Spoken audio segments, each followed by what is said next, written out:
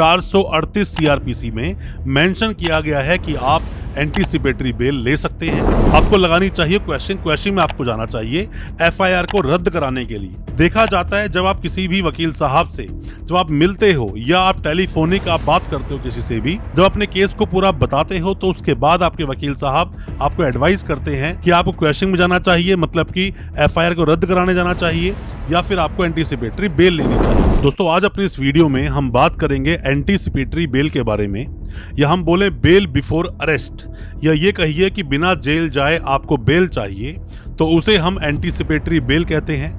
जिस बेल को अभी जो नए कानून आएंगे जिसको कि सीआरपीसी के 438 सीआरपीसी में मेंशन किया गया है कि आप एंटीसिपेटरी बेल ले सकते हैं। रेमेडी आपके पास है, अगर आप चाहते हैं कि अरेस्ट से पहले आपकी बेल हो जाए तो आपको एंटीसिपेटरी बेल की तरफ जाना चाहिए। या फिर मैं आपको कहूं कि आपको अगर आपका मामला कुछ ऐसा है कि आपका नाम उस केस में आना ही नहीं चाहिए, या फिर कोई एविडेंस है ही नहीं, या फिर फर्जी तरीके से आपका नाम डाला गया उस केस में, या फिर आपको फंसाया जा रहा है, तो ऐसे में आपको 482 ऑफ सीआरपीसी के अनुसार आपको लगानी चाहिए अपनी क्वेश्चन। आपको लगानी चाहिए क्वेश्चन में आपको जाना चाहिए एफआईआर को रद्द कराने के लिए। देखा जाता है जब आप किसी भी वकील साहब से जब आप मिलते हो या आप टेलीफोनिक आप बात करते हो किसी से भी, जब अपने केस को पूरा बताते हो तो उसके बाद आपके वकील साहब आपको एडवाइस करते हैं कि आपको क्वेश्चन में जाना चाहिए, मतलब कि एफआईआर को रद्द कराने जाना चाहिए या फिर आपको एंटीसिपेटरी बेल लेनी चाहिए। पर जितने भी तरह के आपके सवाल हैं, जो आपके दिल में एंटीसिपेटरी बेल को लेकर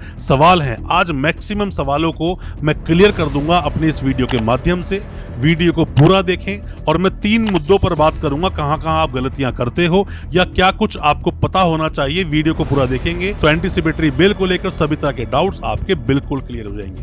ज्यादा कुछ जानने के लिए एंटीसिपेटरी बेल के बारे में, सीआरपीसी 438 के बारे में बने रहिए हमारे इस वीडियो के साथ। नमस्कार दोस्तों, फिर एक बार स्वागत करता हूं आप सभी का अपने इस YouTube चैनल पर जिसका नाम है फाइट फॉर ट्रू और मेरा नाम है वीरेंद्र।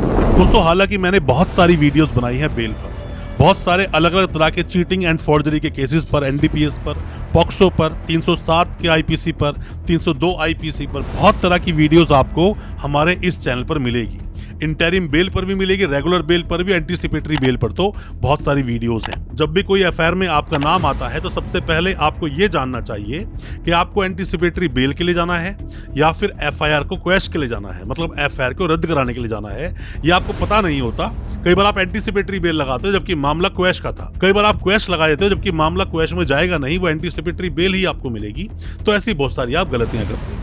दोस्तों सबसे पहले तो आप ये समझ लीजिए कि आप अगर कभी भी एंटीसिपेटरी बेल लगाते हो, पहला मुद्दा यही है आपका कि आप कभी भी एंटीसिपेटरी बेल लगाते हो पूरी डिटेल में अपने केस को अपने वकील साहब को डिटेल में बताएं। फोन पर बताएं, व्हाट्सएप पर बताएं या लिख कर बताएं या फिर जाके पर्सनली वकील साहब से मिलें, पर डिटेल में अपने केस को जरूर बताएं। और अगर आपके वकील साहब जब आपको बता रहे हैं और आप सेटिस्फाई नहीं हो या फिर आपको ग्राउंड नहीं मिल रहे हैं, तो मेरा मानना है आपको बेल उन वकील साहब से नहीं लगवानी चाहिए, वहां से उठकर चले जाना चाहिए आपको, क्योंकि ग्राउंड जानना आपके लिए बहुत जरूरी है।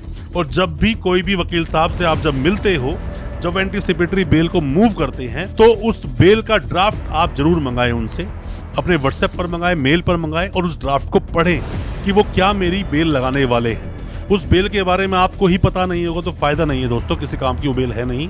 आपने जो बोला वो उसमें मेंशन नहीं है, जो डिटेल में बात बतानी चाहिए वो डिटेल में चीजें नहीं है। जजमेंट्स हो सकते हैं कि आपके केस पर कुछ जजमेंट्स हों, हाई कोर्ट के हों, सुप्रीम कोर्ट के हों, जो कि मेंशन नहीं किए गए हैं, तो ये सब चीजें आपको देखनी चाहिए। सबसे पहले तो आपको ये जान लेना चाहिए, इतनी चीजें आपको नहीं पता, आपको यही नहीं पता क्या एप्लीकेशन कोर्ट में मूव कर दी गई, क्या बहस हुई, तो कोई फायदा नहीं है दोस्तों उन चीजों का।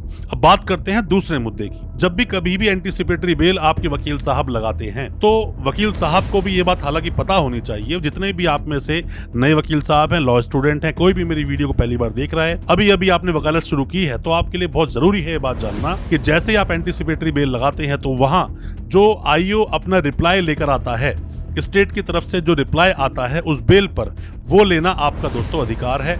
आपको वो रिप्लाई मांगना चाहिए, आपको वो रिप्लाई बिल्कुल मिलेगा। आप रिप्लाई मांगिए कि क्या रिप्लाई दिया है, उस रिप्लाई को पढ़िए, वहां पर जज साहब से 10 मिनट का टाइम ले लीजिए, उसको पढ़िए। उसको पढ़ने के बाद आपको ये पता चल जाएगा जो आपने अपनी बेल एप्लीकेशन लगाई है, उस बेल एप्लीकेशन को कहां से वो काउंटर कर रहे हैं। मतलब क्या क्या बोल रहे हैं वो कोर्ट में और क्या भी पीपी साहब बहस करने वाले हैं, आपको पहले से ही पता चल जाएगा। और अगर मान लीजिए आप कोई भी है जिसने बेल लगाई है, बेल आपकी डिसमिस हो गई है, तो भी वो जो रिप्लाई आया है जरूर ले लें। हाई कोर्ट में उसकी जरूरत पड़ेगी। जब दूसरे वकील साहब से आप हाई कोर्ट में बेल लगवाओगे या सुप्रीम कोर्ट जाओगे तो भी जरूरत आपको उसकी पड़ सकती है। बेल की कॉपी जरूर ले लें और जो रिप्लाई आया उसकी कॉपी जरूर ले लें, आपके बहुत काम आए। अब हम बात करते हैं तीसरे मुद्दे की, कब एंटीसिपेटरी बेल नहीं मिलती या फिर एंटीसिपेटरी बेल में क्या क्या सावधानी आपको बरतनी चाहिए। तीसरी बात दोस्तों, आप जब एंटीसिपेटरी बेल लगाते हो, बहुत सारे मामले तो सिंपल नेचर के होते हैं, बहुत सारे मामले सीरियस नेचर के होते हैं और बहुत सारे मामले हीनियस नेचर के होते हैं। हीनियस अपराध जिसको हमारे समाज में हीनियस माना गया, उसमें जल्दी से एंटीसिपेटरी बेल नहीं मिलती, तो ये मान लीजिए आपके वकील साहब के लिए मशक्कत बहुत ज़्यादा बढ़ने वाली है। ऐसे में वकील साहब वही चुने जिन्हें उसकी नॉलेज हो, जिन्होंने वो पहले केसेस लड़े हों, जिनको उसके बारे में पता हो, पहले एंटीसिपेटरी बेल फाइल की हो, एंटीसिपेटरी बेल के नियम पता हो। वरना आप सीधा एंटीसिपेटरी बेल लगवा लोगे, वकील साहब ने पहले वो केस कभी नहीं लड़ा। देखो, नहीं लड़ा वो चलेगा, क्योंकि कई बार पहला केस ही वकील साहब के पास उस तरह का आता है, पर नॉलेज होनी चाहिए। नॉलेज नहीं है उस एक्ट की, नॉलेज नहीं है उस सेक्शन की, नॉलेज नहीं है उस पर्टिकुलर केस की, तो आपके केस को रिप्रेजेंट नहीं कर पाएंगे वो। और केस को डिटेल में अगर उन्होंने नहीं जाना आपके केस को, तो भी नहीं वो रिप्रेजेंट कर पाएंगे। ये बातें आप ध्यान रखें, क्योंकि बार बार आपको चांस नहीं मिलेंगे। आप जाएंगे सेशंस कोर्ट में, फिर आप जाएंगे हाई कोर्ट में, फिर हो सकता है जाना पड़े सुप्रीम कोर्ट में। तो ये चीजें आपको ध्यान रखनी है। अगर आप इन चीजों पर थोड़ा सा भी भटकोगे, गलत चयन कर लोगे, तो आपकी बेल दोस्तों नहीं होगी। अब हम बात करते हैं चौथे पॉइंट पर, जो आपको विशेष रूप से पता होना चाहिए। जब भी दोस्तों आप एंटीसिपेटरी बेल लगाते हो, क्वेश्चनिंग का केस बनता है, आप क्वेश्चनिंग में ना जाकर सीधा एंटीसिपेटरी बेल लगा देते हो, जबकि आपको ऐसा नहीं करना चाहिए। आपको क्वेश्चनिंग में जाना चाहिए। क्वेश्चनिंग में जाओगे तो अपने उस प्रोसीडिंग को स्टे करवा सकते हो आप, जब तक आपका केस डिसाइड नहीं होता। आपको करना चाहिए। हाई कोर्ट में क्वेश्चन लगा दी, मान लीजिए हाई कोर्ट से क्वेश्चन नहीं गई, तो सुप्रीम कोर्ट चले जाओ। सुप्रीम कोर्ट में भी क्वेश्चनिंग हो सकती है, तो कई सारे ऐसे छोटे छोटे मुद्दे होते हैं जो हाई कोर्ट नहीं पकड़ पाते हैं। तो सुप्रीम कोर्ट में कई बार आपने सुना होगा कि ऐसे मामले वहां पर गए, बहुत छोटी सी एक गलती की वजह से भी एफआईआर को रद्द कराया जा सकता है। तो आप क्वेश्चनिंग का सहारा ले सकते हैं। एंटीसिपेटरी से भी बहुत अच्छा वो ऑप्शन है।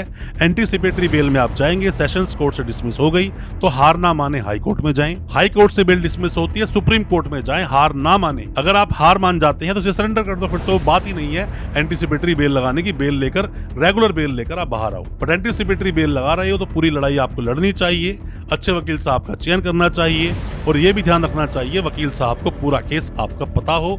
तो ये सब चीजें अगर आप फॉलो करते हैं दोस्तों, मेरा मानना है एंटीसिपेटरी बेल मिलेगी, आपको जेल नहीं जाना पड़ेगा। कोई भी किसी भी तरह की आप ऑनलाइन कंसल्टेंसी चाहते हैं, हमसे कुछ जानना चाहते हैं, तो दिए गए नंबर है व्हाट्सएप करें। कोई सवाल दिल में है, सवाल पूछें, हम आपको उसका रिप्लाई करेंगे।